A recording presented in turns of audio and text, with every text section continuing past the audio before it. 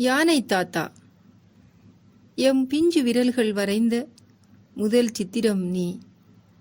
பள்ளியில் நாம் பயின்ற யானை தாத்தாவும் நீ.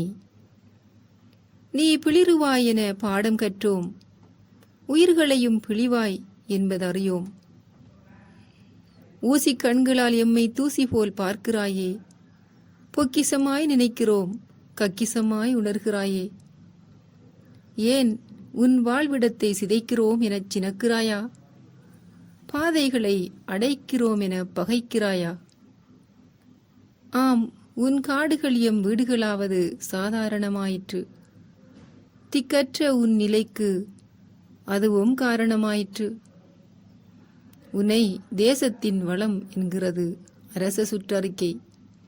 செய்தியாக வருகிறது நீ தாக்குவோர் கணக்கறிக்கை. இனமோதல் ஒளிந்தாலும் நம் இனமோதல் தொடருமா? நம்பிக்கை வைத்தாலும் உன் தும்பிக்கை தகர்க்குமா? போலீஸ் விலங்கு உனக்கில்லை, நீ விலங்கு என்பதால் உன்னை கேள்வி கேட்க முடியவில்லை, நாம் மனிதர் என்பதால். புரிந்துணர்வு நமக்குள் வேண்டும், பகையுணர்வை தவிர்க்க வேண்டும். பிரிவினைகள் இருக்கும் வரை பலவினைகள் வந்து சேரும். தனித்து வழியில் நிற்காதே, தனியனாகித் தெரியாதே.